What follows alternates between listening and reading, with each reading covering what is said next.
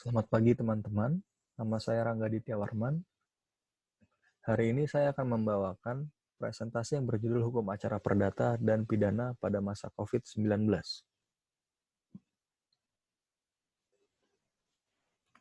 Selama masa pandemi COVID-19 ini sedang berlangsung, seorang kuasa hukum tetap dapat melakukan kewajibannya sebagai penerima kuasa dari kliennya untuk dapat mendaftarkan baik gugatan maupun permohonan kepada pengadilan melalui sistem e-court. E-court sendiri pertama kali diatur melalui Perma nomor 3 tahun 2018, yang pada tanggal 19 Agustus 2019 diubah seluruhnya dengan Perma 1 tahun 2019. Perubahan Perma tersebut dapat dilihat pada penambahan perihal persidangan yang dapat dilakukan secara online. Karena sebelumnya, Perma nomor 3 tahun 2018 hanya mengatur masalah administrasi yang dapat dilakukan melalui sistem e-court. Perihal administrasi perkara yang dapat dilakukan melalui e-court dapat dibagi menjadi 3 bagian, yaitu pendaftaran, relas panggilan, dan putusan, di mana masing-masing dari administrasi perkara tersebut dapat diakses dalam dashboard e-court yang dapat diakses oleh kuasa hukum atau pihak lain yang akan mendaftarkan perkara di pengadilan. Sebelum saya menjabarkan lebih jauh mengenai e-court, bagi teman-teman yang belum memiliki akun pengguna, sebaiknya melakukan registrasi terlebih dahulu. Kemudian akun yang telah diregistrasi oleh admin akan menjadi akun yang terdaftar dalam sistem pada saat akan mendaftarkan perkara melalui e-court.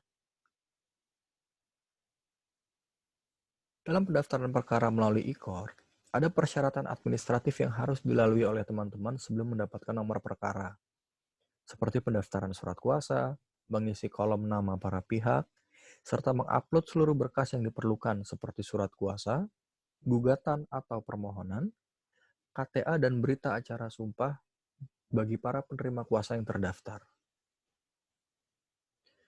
Setelah seluruh persyaratan tersebut dipenuhi dan diupload, kemudian teman-teman diharuskan membayar eskum untuk mendapatkan nomor perkara, di mana biaya eskum tersebut tergantung di mana tempat teman-teman mendaftarkan perkara.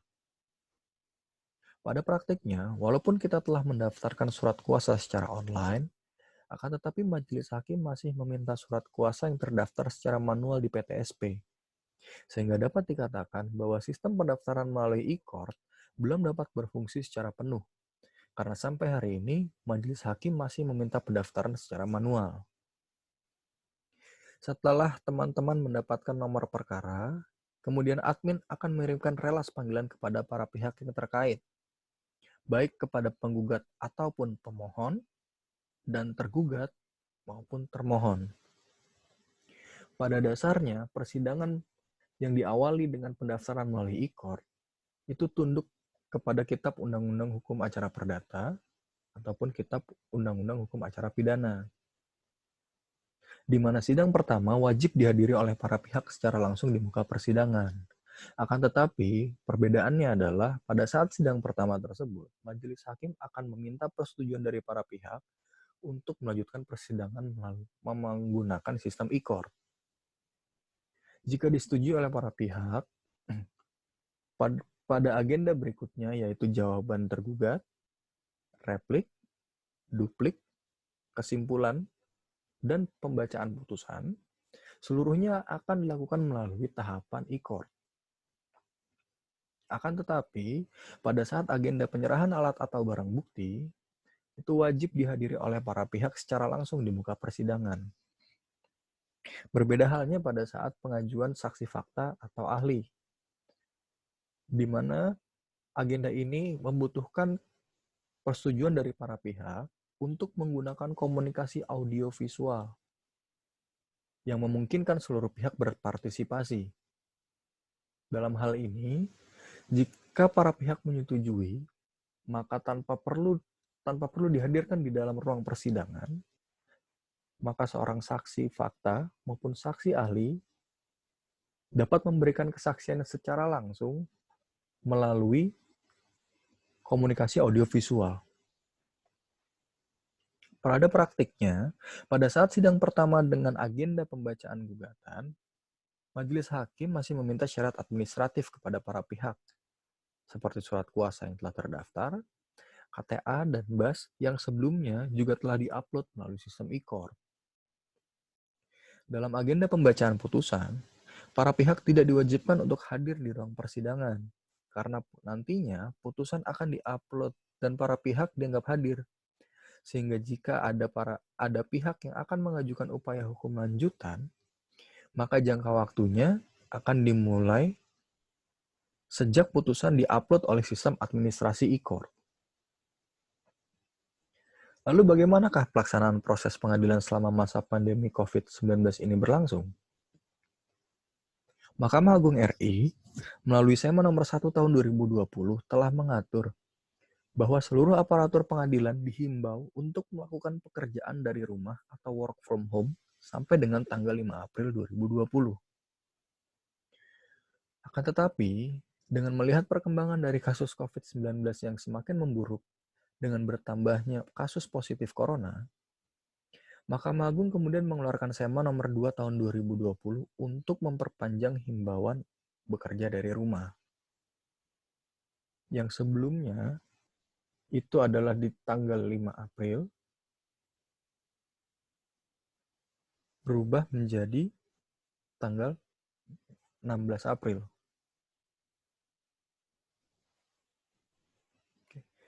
Selain mengenai jangka waktu bekerja dari rumah yang dihimbau oleh Mahkamah Agung kepada seluruh aparatur pengadilan, Sema nomor 1 tahun 2020 juga mengatur jadwal persidangan yang masih berlangsung selama masa coronavirus ini masih berlangsung.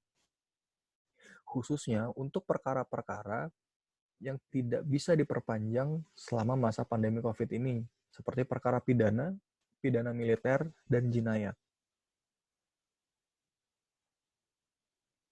Dikeluarkannya Sema 2 tahun 2020 tidak lantas mencabut Sema nomor 1 tahun 2020 karena pada pokoknya Sema 2 tahun 2020 hanya berisi dua hal pokok saja, yaitu penambahan waktu penyesuaian sistem kerja selama masa pandemi yang sebelumnya jatuh di tanggal 5 April, sekarang diperpanjang sampai dengan tanggal 21 April. Selanjutnya, aparatur pengadilan dilarang untuk meninggalkan wilayah kedinasannya.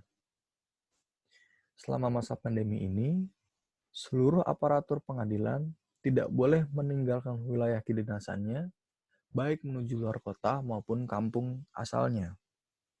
Karena sesuai dengan pengalaman saya, beberapa pengadilan memang menerapkan sendiri jadwal persidangan yang masih berlangsung. Sebagai contoh, persidangan yang berlangsung di Pengadilan Negeri Jakarta Selatan masih dilaksanakan dan tetap dijalankan, walaupun sudah mulai dibatasi jumlah pengunjung sidang yang berada dalam ruangan.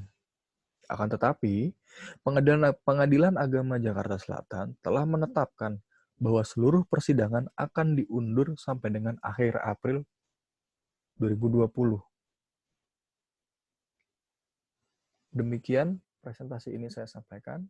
Atas perhatiannya, saya ucapkan terima kasih.